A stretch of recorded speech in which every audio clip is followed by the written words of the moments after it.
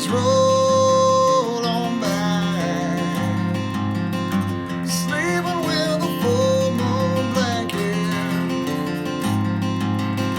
7 feathers for my head.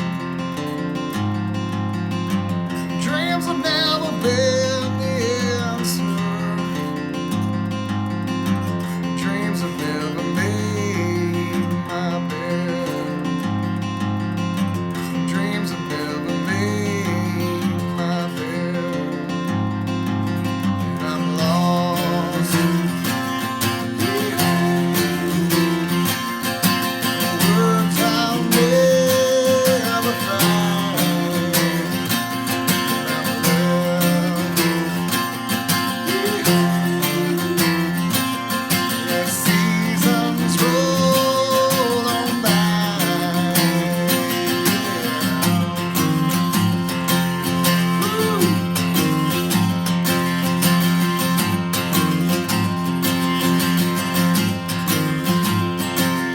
Well, I wanna fly above the storm, but you can't grow feathers in the rain. And the naked flower is cold as hell. Oh, the naked flower reminds me. Oh, and the naked flower reminds me that I'm lost behind words I'll never find. And I'm left behind as seasons roll on by. If I should be short on words, all the things to say, could you go to my world, take me worlds away? Should I be beside myself? You could even say,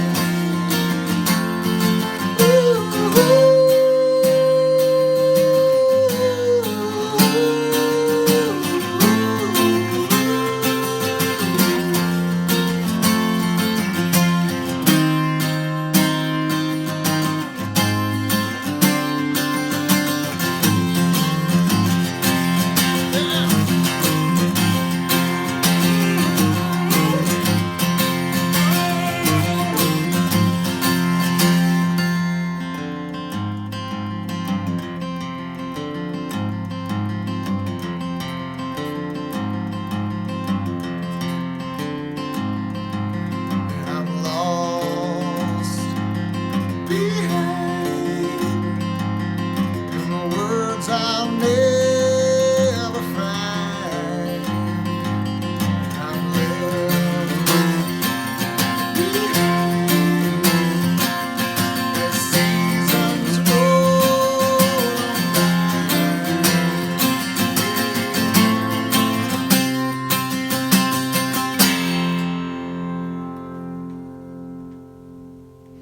Hey everybody, this is my friend Jason Tillery. We're here on a sad occasion. Woke up today at 4:45 a.m. and thought something's not right. So I pick up my phone and I look at it and I say, what's going on Twitter? And I'm plugging it in my phone right now. There we go. And I open up Twitter, and I see Chris Cornell died. And I said, wait a minute, I can't be awake right now. So I kind of try to wake myself up. I said, this is not possible. And I look on it again, and I start scrolling down, and I see Chris Cornell died. Chris Cornell died. And so I kind of freaked out. And you guys don't know from the videos that I make that I'm a huge fan of Soundgarden, and grunge and rock, and Chris Cornell was to me, the greatest rock singer since Robert Plant. And this is a tremendous loss. And Jason, who's one of my best friends of 25 years, is the first person I texted at 7 o'clock this morning. He's got young kids as well. So I texted him, and my text said, "Don't freak out." What did it say? Yeah, don't freak out. Chris Cornell died. And I, unfortunately, had heard the news prior to Rick texting. I woke up this morning to a text from a friend of mine who, ironically, lives in Detroit. And Where you're from? Where I'm from. We'll get to that later, just how that whole arc kind of worked out. But and said, R.I.P. Cornell. And I was like fumbling or doing whatever, and my wife's like, what's going on? And I was like, I think Chris Cornell died. And the whole like, what's I can't believe that, blah blah blah. And I'm grabbing my iPad, doing the same thing that everyone else did that is bothering to listen to this, like grab their phone. Well, okay, maybe my phone is more, it will say that Chris Cornell isn't dead, and my iPad does, like trying to base that reality and wrap your head around it. And then the reality that in fact he did die, and then all the questions that come after that. So, Rick and I start talking about 6:30 this morning about just the whole the amount of impact that guy had on our at least on our upbringing as rock musicians. And I mean, it's like trying to say, anyone that's tuning in will probably know this, it's like trying to say like that Led Zeppelin was a great band is an understatement, only because they were like aliens in that way. And that's how, I've had some time to kind of reflect on the whole Chris Cornell and Soundgarden and that whole genre of music and what it brought. But basically like how he was truly one of the best rock singers of all time, since Robert Plant, definitely. I mean, really, that is, there's, you could say Steven Tyler, you could say, but I mean, really, of that, in that style even, Chris Cornell and Robert Plant are pretty much alone, I think. Yeah, and almost in the sense that, like, I don't want to, like, put people in their places, but you've got like the Rolling Stones that have pressed play basically and rinsed and repeated it for how many years, and they're killing it and they're still rolling or whatever. But guys like Cornell and these bands like Soundgarden, let's just stick to Cornell. That not just he was Cornell and Soundgarden, and then he was like Chris Cornell as the solo artist, and they were almost two different characters. And then he goes out and does the Audio Slave thing, and like it or not, it's a whole different character. Right. He's wearing Von Deutsch, tank tops, and he's ripped, and he's got these, short little highlighted things, and it's always that voice, and he's always killing it. And then like that disbands, and he decides, I'm gonna, put out a couple solo records, and then it's the Chris Cornell show as the electric guy, Right. kind of like celebrating his legacy of doing that, because God forbid Soundgarden's not going to get back together. I mean, we don't know where anyone is, and Matt Cameron is playing with Pearl Jam. So, and then, 2010, I think we're going to get back together. And they come on stage, and a mutual friend of ours, Rich, took me to go see them in a club, their first show in Chicago, and it was like, it wasn't Chris Cornell with Soundgarden. You remember like when bands break up and the singer goes off and gets famous, and then they pull the three other guys out of rehab, and one dude's like 70 pounds overweight, kind of like, whatever. Like, Soundgarden comes back, and it's like he just fits right back in that role. And you don't even think, wow, that's the guy that wrote Sun Shower. You're like, wow, that's Chris Cornell from Soundgarden. Holy crap, Searching With My Good Eye Closed. They're going to open up with that. It's going to be awesome. And it's like the greatest, in my world, the greatest band that came out. I named my daughter, my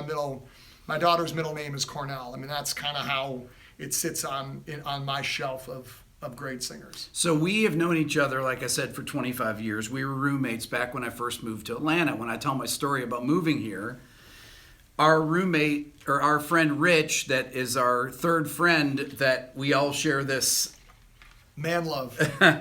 this love for Soundgarden and Chris Cornell, and they've seen him as recently as 2 weeks ago. We saw him at the Fox in Atlanta. about 2 weeks ago. Yeah. And yeah, we saw him, and You saw the Temple of the Dog reunion. Temple of the Dog reunion in November, and which I was supposed to go to, and I had a gig come up at the last minute, and I could not go to, which I was really excited to see, and unfortunately could not make. But he did, and just prior to that, he had done the Mad Season reunion. So the 20th anniversary of the Mad Season record came out, with McCready, and he comes out, and Duff McKagan's playing bass, and McCready's playing guitar, and Duff McKagan in an interview said that, Cornell's a freak of nature. He basically got out of his car in the parking lot and walks on the stage, no warm up, nothing, and sings. And yeah, it's unbelievable that a guy at 52, first thing I thought, okay, congenital heart failure. That's what congenital thing, goes to bed, doesn't wake up. And well, you think about the things that people die of in their 50s. You have a heart attack, you have an aneurysm. Okay, he smoked a lot, but he was thin. I mean, he's not going to have. Right. He's probably not going to have a heart attack. Or he has a widowmaker and I don't know, just died, right. or whatever. That's the very. I don't know first why thing suicide doesn't come to mind when he wrote so many songs like suicide. Or we were just the last set of lyrics that I heard, Bend in the Road on his last record or whatever, well, maybe, I thought maybe he was just kind of tapping into a muse that we all, as an aging male from a former, great rock band, he's really, exploring his vulnerability as a songwriter and looking back on his life. But it's really, we're more talking about a spiritual thing of his career and kind of how that is and stuff. And you're like, no, he really was talking about, suicide and being sad and who knows, putting words in the guy's mouth. But well, you guys that saw Brian Gibson, who's the cellist that I had on here a couple weeks ago when I was doing he was demonstrating the cello, and Brian's been touring with Chris for the past 2 years. And I asked Brian at the time, and I've known Brian for many, many years. I worked with his band I-9 that I did a video about. And I asked Brian how well he knew Chris. Now, they've played hundreds of gigs together, and he said that, I said, did you guys ever go out to dinner? And I mean, this isn't giving away anything. And he said, no. I said, and all the time in the 2 years that you were together with him, and he said that he would see him at sound check. They would rehearse, play through the songs, and then Chris would go, and then they'd see him at the gig. And then after the gig, Chris would leave again. And then Brian would ride the bus with his crew. And I guess Chris would ride the other bus or fly or whatever he would do, and he would see him at the next gig. But I said, well, what about rehearsals? He said, well, he would send him a song, say, here's a new song I'm working on to work out his cello part or whatever he's going to do. I don't know if did he play guitar with him ever? I think he played like mandolin with him. Mandolin, that's right. And that was the extent of it. And he, they would fly on flights together to places, but he knew him. He didn't. I mean, he didn't know him. And he played with him for 2 years. So I mean, it's. I mean, you never know what's going through a person's mind, obviously, when they do something like this. But the amazing thing is now grunge for me was kind of my rebirth in rock music, because I loved rock music of the 60s and 70s, especially the 70s growing up, and I loved Led Zeppelin and bands like that. And to me, grunge was that rebirth of the 70s again. And we talked about you got Chris Cornell gone, obviously Kurt Cobain, you got Lane Staley gone from Alice in Chains. Andy Wood, and then you have from STP, you have Scott Weiland. I mean, you could throw him in grunge. Well, you'd throw him in grunge, but we're saying of all of those people, the one you're like, when I heard Scott Weiland die, I was like, that's about time. I mean, Lane Staley was obviously a heavy drug user. I mean, Andy Wood was famous because he died for the most part. I mean, that's, and it spawned what we all know as Pearl Jam. And you've got these, I always felt that Soundgarden in general, they're these grunge bands and there's this Pearl Jam, and this is me adding my 19-year-old or, personal vibe to it, is that they were always just from the name Soundgarden. Right. The name is cool. Let's start out with a record called, Ultra Mega OK. And we're going to go on SST Records. I'm looking at some stuff here. We're looking at some facts and saying they were signed to, to Sub Pop or whatever. But, they decided when they were signed, then we're going to get complete creative control. And we're going to put out a record called Louder Than Love. That's awesome. We're gonna back it up with Bad Motorfinger. And then while we're done with that touring, we're gonna go and do another one called Super Unknown. They always had the longest title. They had the greatest one-word sound, titles. Down on the Upside. And Right. while we're at it, we're awesome and we're great, and we put this great record out that's got this double album thing. And Well, tell you you what, we're gonna quit now. We're good. Well, you got to throw in there too. In 1991, there's Temple of the Dog record. Which And the single soundtrack, which the first song we played, that those of you that are not familiar with it, is Seasons, which is from the singles soundtrack. It's a Cameron Crowe movie. Those of you that are not familiar with it, it's a great movie that encapsulates the Seattle sound. scene back then. Yeah. And it's like, for all of us aspiring musicians, I mean, I played around with guitar and sang and, worked out my bedroom rock like the next sort of like hack musician did. That song that Rick just played is in what tuning? FCF. Okay, so for you music geeks out there, that means, something. I have to look it up every time. For the working class musician, that means blah, blah, blah, blah, blah. And here's a guy in his mid-20s that totally makes that beautiful sound out of an odd tuning. And he had already done more at that time period than I will ever do ever. Like that sweet picture of him in Bad Motorfinger, he's like standing there, like leather and that hair and stuff. Dude, he's like 26 years old. Yeah. We can say Soundgarden, but let's just, keep it. He was a rock god. 6'2", black hair, blue eyes, like Christ-like on stage, unbelievably good voice. See, I had to bring him in because he is the biggest Soundgarden fan in the world, or Chris Cornell fan in the world. And he also is, this was kind of when we first met, grunge was going on. Yeah. That was our... Well, it was right after Cobain died. Right after Cobain died, and right when Super Unknown came out. Super Unknown was 94, and Down on the Upside was 96. Yeah, so we met in 95, and that's when we were roommates. And it was really right in the heart. Seattle was the last grunge band to really have their moment. Everyone had their moment. Bad Motorfinger was ahead of the moment before...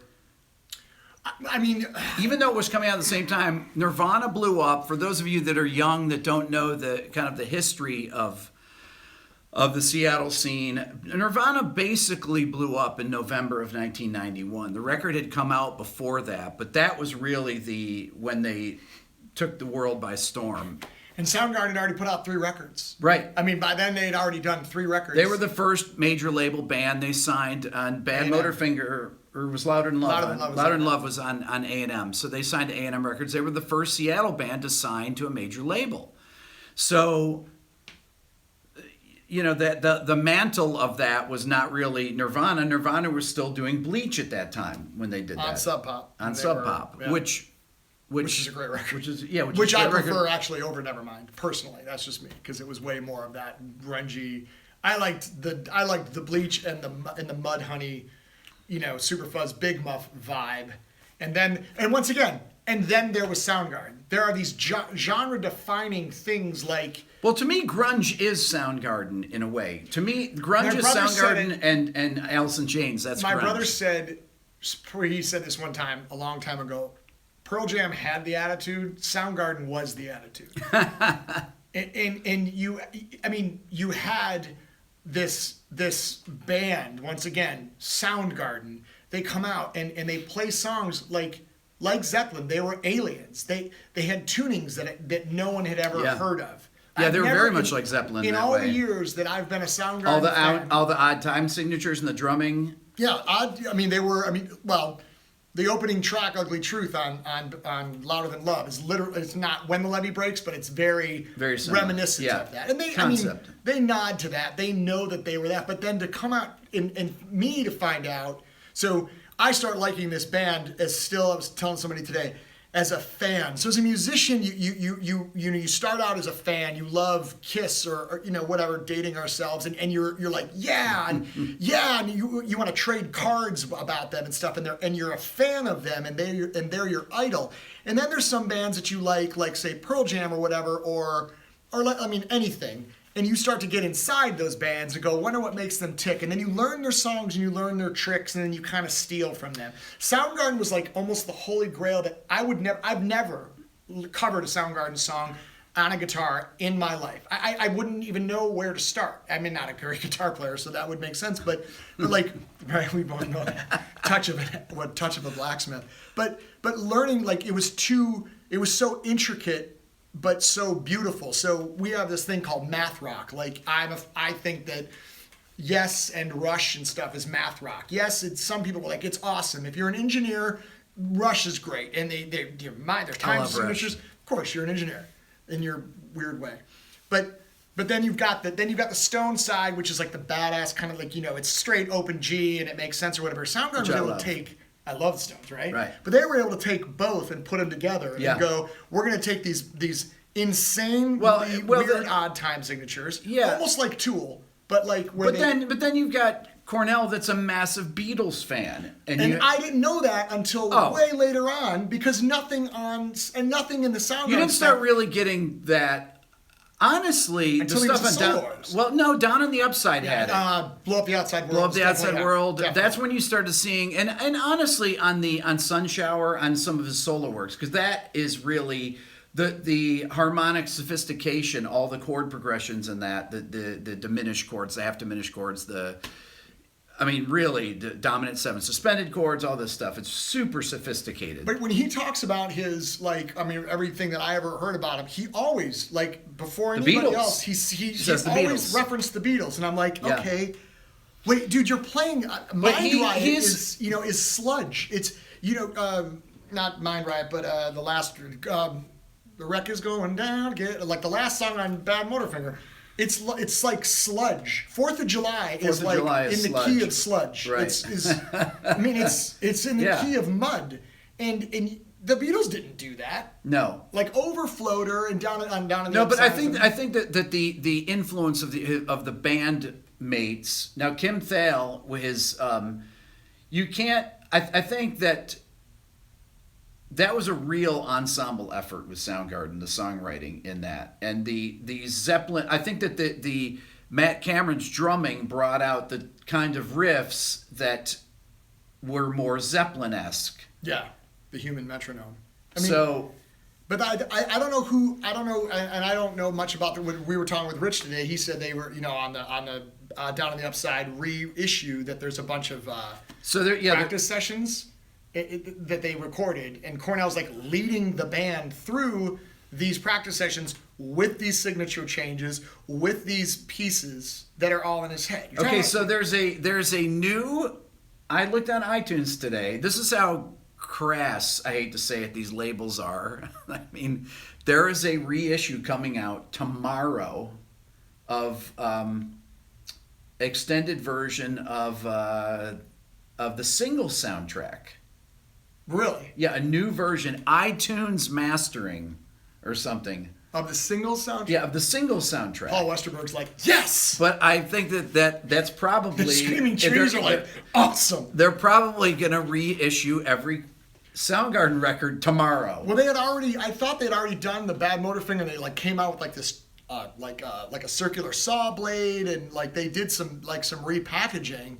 And going back to that was sort of the start. I sort of felt like this was the time where they would start to appreciate their legacy, and sort of bask in it, but still be able to perform in a way that was not even okay. Everyone goes into summer concerts and Def Leppard comes into town, and Joe Elliott's been floating his vocals in since 90, right? I mean, he's like, whoa, look what you've done. And there's some dude backstage is just ramming up every Pyromania, Mutt Lange's touring with them, pushing up all this stuff, right? I mean, everyone knows it, but it doesn't matter. Everyone knows that Bon Jovi hasn't hit the modulation on Living on a Prayer since 88, in right? 20 years. And that poor bastard with the keyboard with his curly hair is the one that's like, whoa, right?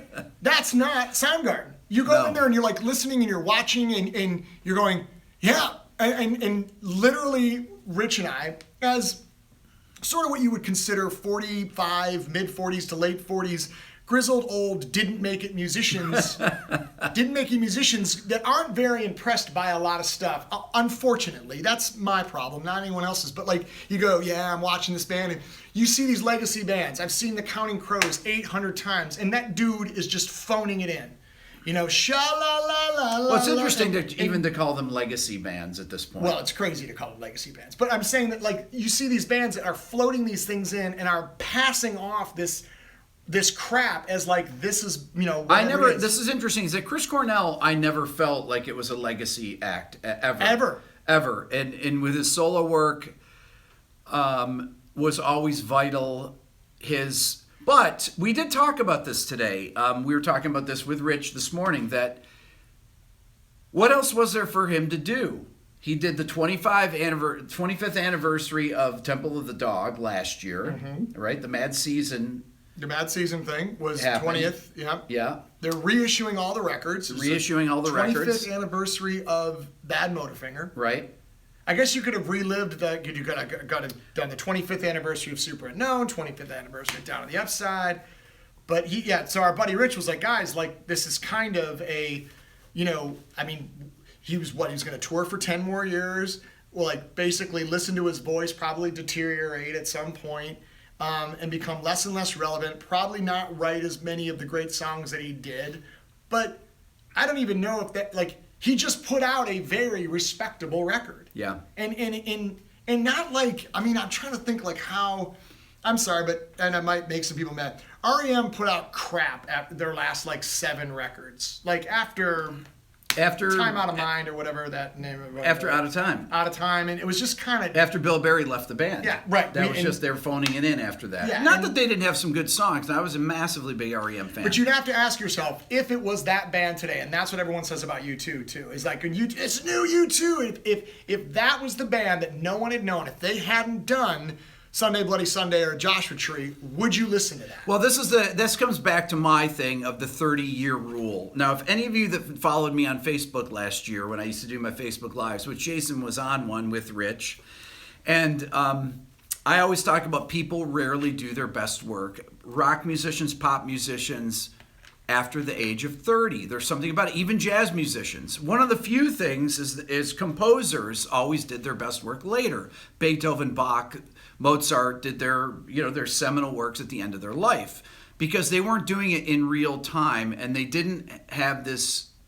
You didn't have to have this youthful energy. The Beatles broke up before anyone was 25 years old. Or I'm sorry, anyone was like 30 years old. Yeah. Sorry. John Lennon was turning 30 just before they broke up.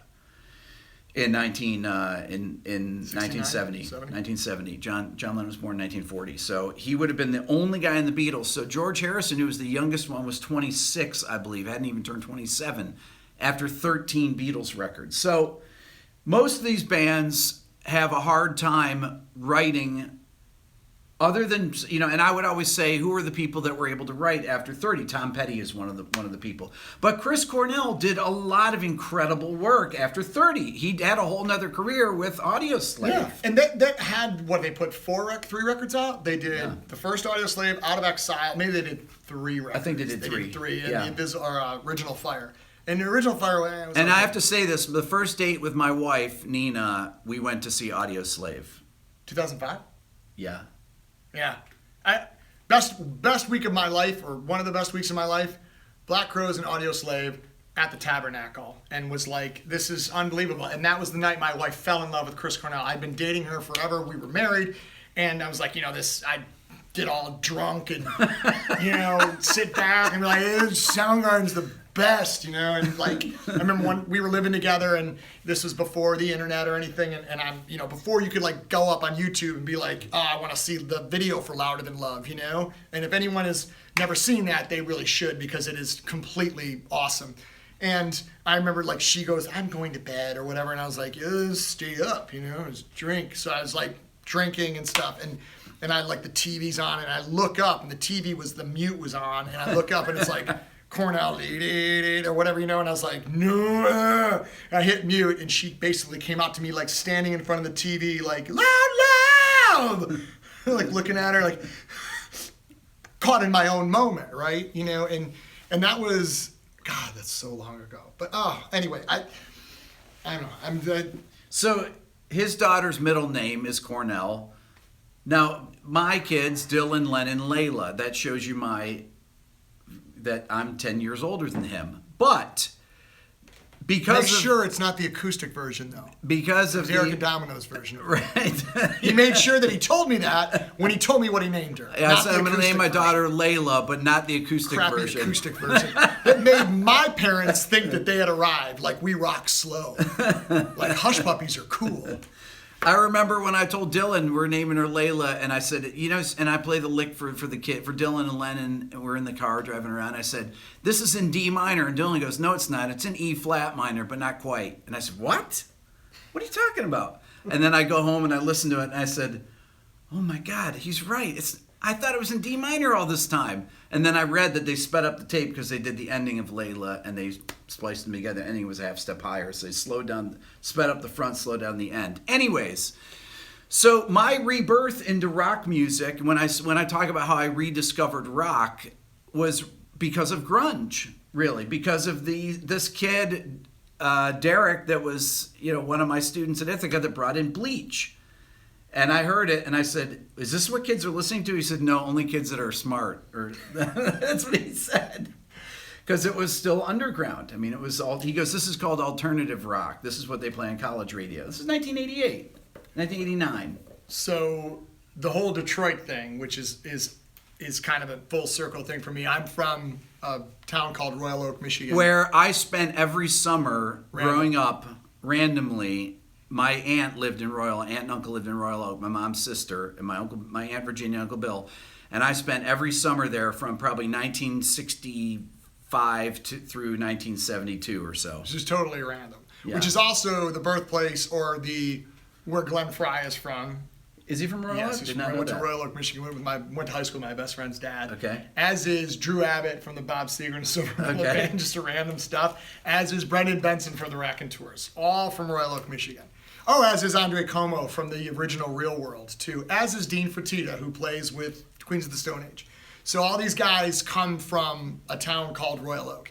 Anyway, Detroit Rock. It's a suburb of Detroit. Just 20 minutes north of Detroit. Yeah. And, there's a reason why Detroit Rock City, it's 100% true. There was a lot of, I've seen bands since then. I've grown up in Detroit and I've gone in other places and seen bands, and the energy just wasn't the same. And we used to catch Soundgarden at they would come as a baby band on like a Sunday night at a place called St. Andrews, St. Andrews, yeah. St. Andrews Hall, which was kind of like where you would catch these. All touring bands would all play there. That would be the stop in the late 80s, early 90s, that every touring band that was on a major label but wasn't anybody yet would go through to St. Andrews Hall. So they toured a lot, and they had this, I remember reading about them, they had this special affinity for Detroit. And so when they got bigger, they opened up for GNR and Guns N' Roses when Axl was having all his throat issues, canceled a show, and they played anyway. They showed up and were like, oh, we're going to this is Detroit. So I probably saw them a half a dozen times in this St. Andrews Hall place or whatever, and Faith No More and Voivod and Soundgarden. And this was on the Louder Than Love tour. I remember being in high school, and I was telling a buddy of mine, so many things, this thread of my life of these guys coming through town. The first and only time I ever stage dove was at a Soundgarden show. And I bruised my kidney, and I lost my Vans. I thought that was the last time I was ever gonna do anything. So I was like, got up on stage, and Cornell's there, and I'm like, and I jumped, and I got hung up and smashed my kidney and stuff. And then literally he jumped on top of me, and that was, they were so, I wouldn't say they were underground, but they set the mold that we didn't know maybe had been set by Zeppelin of this sort of scary, you couldn't be a part of that. Hardcore, I grew up also with 7 Seconds and these hardcore bands. And Fugazi. And Fugazi, they would pull you up on stage and you could sing their lyrics and stuff. Cornell was above that. That band was above that. They played in keys that you couldn't understand.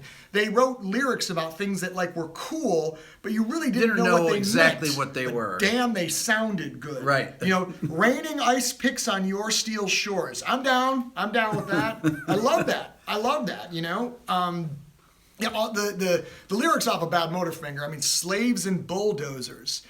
We saw them at the State Theater one time with Monster Magnet and your fave, Swerve Driver.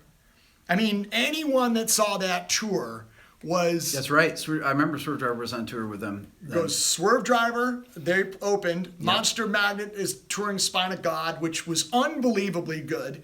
And then you had Soundgarden, and we're standing around. You know, I'm 19 years old. This is pre-internet, everybody. Yeah. This is the good old days. This is when you went to the record store. This is when you went to the record store and went, I wonder if Soundgarden has a new record out. Or I wonder if... That's the only way to ever find out. Hey, do you know if... I don't know. Dude, I heard a new Kiss record's out. It's called whatever. Oh, let's go to the record store. And Sam's Jams, and you'd look through and be like, not this week.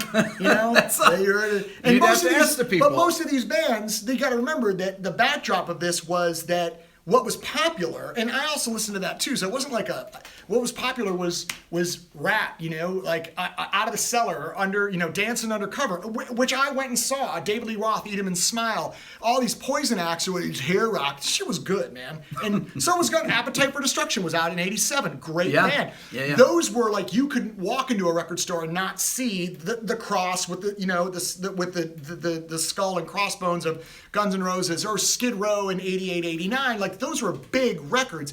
We had to go below that and be like, I mean, there was a record store in Royal Oak called Off the Record, and Soundgarden did an in-store there. And my brother was the guy that sort of orchestrated that, and they walked in, and my brother queued up Gun off of Louder Than Love. So like, in comes Cornell, you know, and it's like, whoa, and then like everyone all, you know, goes all crazy. I had a leather, talking this today, I had a leather jacket that I bought from this guy, and it was like one of those like kind of short motorcycle ones, and I'm a little broad in the shoulder, so I put it on. I was like, this doesn't work for me. I was a little too stupid, so I gave it to my brother, who had like, you know, long hair, and he was like totally looked like the grunge guy. He's like, hey, thanks, man, this is sweet, whatever. And like, somebody reminded me that my brother hung out with Chris Cornell, and he wrote he did the Soundgarden thing, and he said it today, I didn't remember, he wrote, Dear John, love God. That's what Cornell wrote on my brother's leather jacket. And Does he have it still? Of course not. Yeah, of course. That went by the way of a lot of stuff. So I was talking on a video on Facebook last week. I was talking about high information songs that are rock songs that have the complexity. When I say high information, I say songs that use virtually all the notes of the chromatic scale. And one of the songs, I thought about this a lot, about how many songs can you find that use all the notes of the chromatic scale. And one of them is...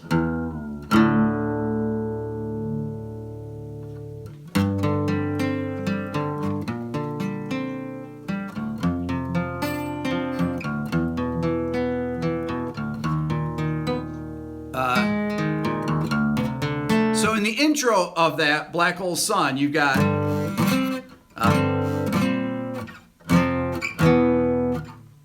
E flat sus. Right in the first 4 bars, he uses virtually the entire chromatic scale, which is unbelievable. That is one of the most sophisticated rock songs ever written, or that's ever been on radio, yet it sounds completely natural. That's what it. That's the thing. They took the badassness of whatever you just said that most of us musicians don't know, right? And then made it like sound natural. There's just cool. Nothing. It's accessible. The first chord in the song is a sus4 chord. Then he goes to a 6th chord. Then another sus4 chord. I mean, right there.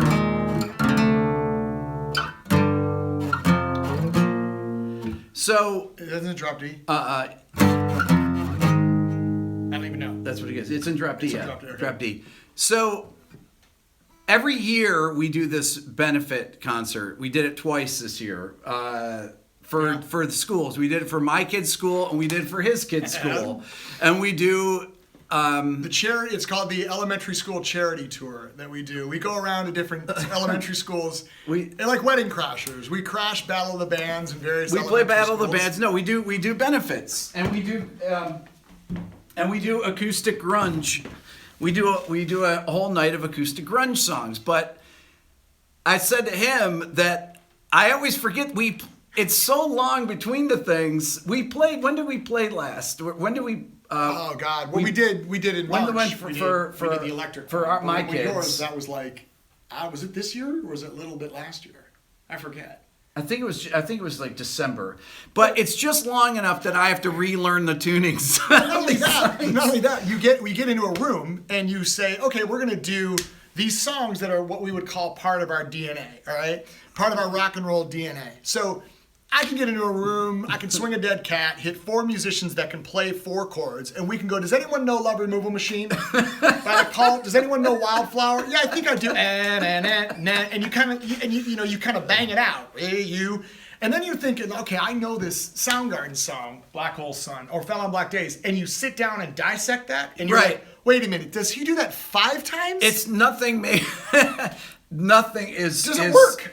Nothing. You called me because you wanted to learn Seasons, and you're bitching. You're like, how is it that I can't remember the tuning of this? I have to look it up every time. You have obviously an accomplished musician I and can producer. remember Crazy stuff. And this was written by a guy who was like 25. And by the way, for those, once again, the working class people of music, he wrote that lyrics melody in his head before it ever came out on music. And he talks about it like he was going to the store. Yeah, I wrote this and I wrote it, but most of the lyrics and the melody were in my head and I had it down before I put it on tape. And you listen to that and you're like, oh, you did you? Awesome. And you're like, the very few songs, and so you take Soundgarden, which is this superhero, pre-Temple of the Dog Soundgarden, Louder Than Love, Ultra Mega OK, and you're like, wow, this is unbelievable. This is amazing, untouchable kind of stuff. Big, shadoo-doo, down, smashing of mic stands and this mayhem. And then you get Temple of the Dog. And that comes out, and it's the saddest, it's my favorite record of all time. But you hear that, and I used to say this, it's Cornell in standard tuning. Because it's all standard tuning. Well, except for Hunger Strikes and Drop D. Okay. That's in Drop D. Yeah. Which is in Soundgarden land is pretty much standard tuning. That's standard It's tuning. like, oh, this is easy. But everything else was like, oh, wow. Well, what's interesting about Temple of the Dog is that it fused the intensity of Soundgarden with the 70s jammy style of Pearl Jam, I guess. Accessible blues. Like accessible blues.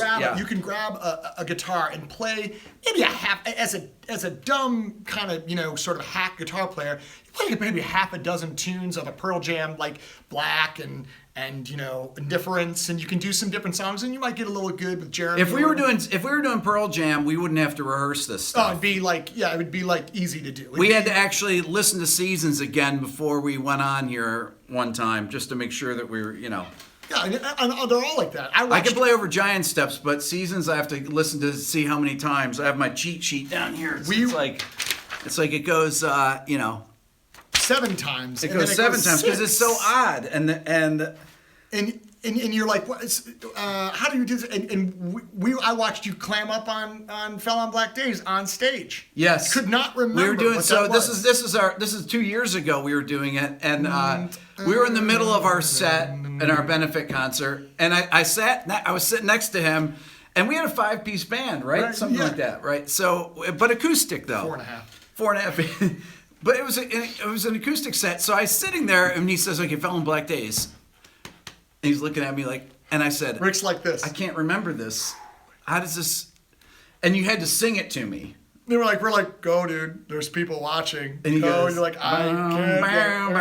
I was like, oh, okay, all right, yeah. But because it's not like it's like and I think about those. Like, imagine being sitting there going, and he comes up with that. And lucky enough that the way that the universe works is that freak of nature has those songs, and then you got a guy like Matt Cameron that's like, yeah, I think I can play behind that. He's like, plays whatever his Okay, time signature is. so this is something that I realized as he was driving over here stuck in traffic. So I say to him, the version of Fell on Black Days that's on Vimeo, that's on YouTube. Their official video version. Their official video is not the one from the record. Because he can't, dude. If you there's a, and it just occurred to me that the melody's it's a totally new vocal. It's a completely new version of the song that they retracked. Yeah. To make the video. There's which is actually, I mean, Pearl Jam did that on Even Flow. I want to say with the video's different. Wow, the video's a different version. It's a live version. Yeah. Except that if you hear it, the live version of it, there's somehow Vedder's goes back and does a harmony. Well, they probably overdid that. Overdid it. But and I like that version better. The video version. Everything the live video version of Alive and the live video. I don't know if when I was listening to this, the one thing I like about the YouTube version, the official version of Fell on Black Days, is Kim Thayil's guitar part, especially at the end. I mean, it's way too loud in the right speaker, but it is really great. He hits all the cool notes that you think you hear in the original version. Well, plus it's actually in pitch because the original version is a quarter step sharp. The original, Black Hole Sun is. Black Hole Sun is a quarter step sharp. But all these great parts. And why did they do that? Why did they recut it? I had heard this, but I mean, this is all could be rumor. Is that it was kind of an FU to Michael Beinhorn, who was the producer, because he was such a, I guess, they did not. Taskmaster. They didn't get along together. He was a taskmaster, but he made their best record. But here's what's crazy though, is that when I read about the article, I read an article about Cornell with Brendan O'Brien doing a Higher Truth record. Yeah. He said that Brendan O'Brien was the only one that he allowed, he basically recorded his own vocals through all that stuff. People would leave the studio and he would record his own vocals.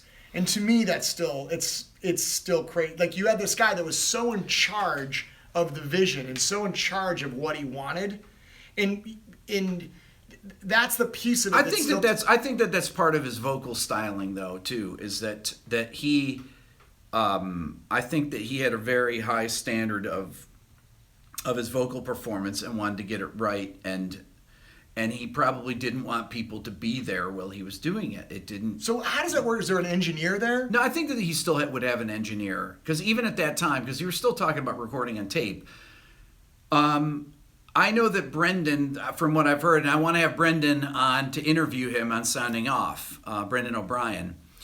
And we can actually ask him that. I'm gonna ask him that. But a lot of times what happens is that if there are singers that are uncomfortable when I'm producing a record, I'll leave and I'll have my engineer, Ken, will record them. Because a lot of times singers get freaked out in front of producers. See, and that's why there's an engineer out there that did that needs to write a book, or a bunch of engineers need to get together and write a book about that stuff. Well, I was working in Nashville at a studio, and the guy that was assisting me had assisted on a Pearl Jam record.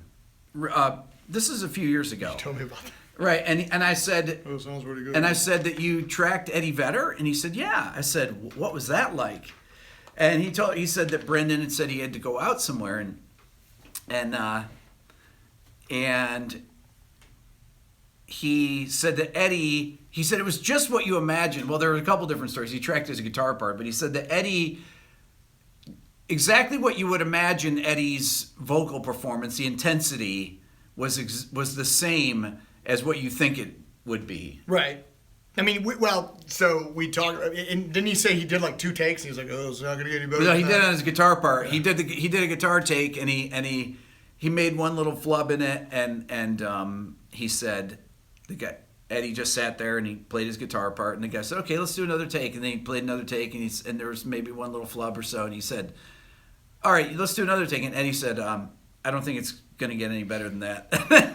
And the guy, and he said, "Okay, that's good." And so Eddie was like, "Yeah, all right." He was psyched about it, but what do you? I mean, when the guys are at that level, right? I think about when I mean, after making about 15 records. right, or after going back to Cornell when he goes off the stage after when he was doing his solo gigs, right?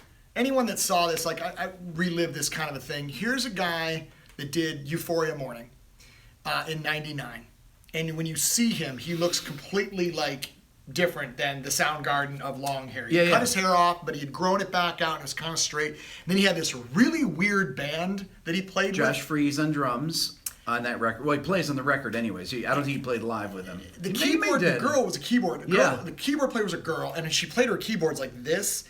And so they had these kind of weird songs, and anyone that knows this, they read this, that Euphoria Morning was supposed to be, he wanted it to be MOURNING. Like morning, like in sadness versus the day or time of day, and they got him to change it, ironically. Of course. Of course. So he comes out and does this this amazing record, and one of the songs on there is like "When I'm Down." Yeah. And "When I'm Down" is recorded, and the piano player is this woman. She's since died, and he talks about it or whatever. How cool of a guy do you have to be to then take that cut, solo it out, put it on a record, and then put it and play. Oh, right, when he did it live. He does it live, or did it live, put it on a record, and on a turntable. On a turntable. Live. And then when he was doing his acoustic tour. And sang it. And you go, it's so cool. And so he does that. He's got the red phone on stage. There's like 4 bottles of water, sings for 2 hours, and never takes a drink. I've had a drink because I'm talking like I would go through 4 bottles in an hour. This guy is the roadie guy's like, okay, Chris, tonight's and they just take the same 4 bottles to the next town. He's not gonna drink them. Don't worry about it. Just put him there. He likes them, and then he walks off stage after leaving in a wreck, like in the Day of the Life or whatever, and he's so he's looping and he leaves, and that's playing. What does the guy with the flashlight tell him? Hey, great show, Chris. You know what I mean? He's just like lead the way. Like when you're at that level, who tells that guy that's a bad take? Who says, Chris, I think we need to we need to come off again and do that. At that point, I think that was probably the things that were going on Super Unknown, that they had made so many records even by that time, by 1995, that we had Terry, because Terry Date was the one that did the original. That they didn't want to have somebody with their thumb on the, on them like that, like Michael Beinhorn, who was a real stickler for the Sonics. I think, too, that it took a long time to make that record. They spent a fortune on Super Unknown. I didn't know that. Yeah, they spent a fortune. And it sounds amazing. It's one of the best-sounding records of the... it's one of the best-sounding records of the 90s. It's the best-sounding grunge record, I think. I mean, it's amazing sounding. It's weird because I prefer... You like the Terry Date records. I like the Terry Date stuff, but I mean, I actually prefer the outtakes that I've heard of Super Unknown. So if anyone remembers this, I was telling Rick on the way over here, everyone remember CD-ROMs? You'd put the thing in your computer, and I'm not a computer guy, but I had this computer, and I saw this Soundgarden CD-ROM, and it was called Inside the Super Unknown. And so of course I bought it and put it in, and you could click on this spider, and it took you into the Super Unknown, and you played these games and stuff, and it was kind of weird, but there was an audio disc with it, and it had an acoustic, the demo version of Suicide, which is hauntingly good, and it wasn't the last one on that record, which when we were first met each other, I had those 4 tracks of Flutter Girl, Spoon Man, yeah. I had the demos to that record. Where did I get those from? Mala. Oh, no, I don't think so. No. I don't think so, no. Okay. How would I have gotten... No, she wouldn't have given them to me. Okay. I got them from somebody. Maybe Rich got them. I think Rich got I just remember listening to them when we all lived together. Yeah. On a tape. Once again, pre-internet. Yeah. Pre-putting it out there. Here's a tape. Yeah, here's a cassette. Here's a cassette of Chris Cornell's new record. That is how I remember first seeing... I remember... I saw the name Soundgarden before I heard the band. Yeah. I went into my brother's room, and Brendan Benson from the Raconteurs guy, one of the coolest dudes to ever grace music, and just he was always cool with that stuff. It's like, hey man, this is was a friend of my brother's. Like gave my brother the Soundgarden tape, and it was not like it wasn't a store-bought tape. He had That's what you used to do. Dubbed it off of a record, and I remember like it was like on this like on my brother's bookshelf, like next to like the Mattel football game or whatever. And I was like, I was probably like. The vibrating football game with a little piece of cotton that they'd have for football. You think about like going to the room or whatever, like my brother's Van Halen Velcro wallet, the friggin' football game, and then like whatever Choose Your Way mystery books, and then like this Soundgarden tape, and I was like, Soundgarden. That's like probably in my room like Squeeze was playing, something, or something. I was like, what's this Soundgarden, And I remember it, and then hearing, buying Ultra Mega on vinyl and hearing like, Beyond the Wheel or All Your Lies, which ironically they played at the last show, Flower, and being like, wow, versus like say I had to like kind of get Pearl Jam was one of those bands that you heard and they were instantly accessible. Well, and it's Soundgarden a was different. Like, there was a transition period in that. We realized this. It was interesting because when I was doing my Facebook Lives last year, I was trying to play vinyl, and shut down. I got shut down. I would play vinyl. I talked about records, famous records, and I would play. I played Zeppelin 1. I played Exile on Main Street. I played Revolver, the Beatles. I played Back in Black, and then. Did you play Bach? No. But I tried to get. I got shut down for playing Beethoven. I played Beethoven's Ninth Symphony, and they took my video. They took my video down. It's like, wait a minute, I can play Black in Black, but I can't play Beethoven's Ninth. I mean, it made no sense. Mutt doesn't care. Library of Congress was like, get on that, cease and desist. So, anyways, so I felt today it was important.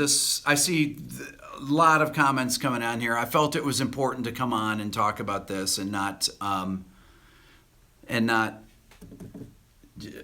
let this go by without saying something. It was like Alan Holdsworth, two totally different genres of music, but two completely original voices that have died in the past month. I mean, it's pretty crazy. So, anyways, I see a lot of comments here. If you guys want to leave any comments here about any memories on Soundgarden, you can write them in here. These comments don't stay on here, so you can write them afterwards.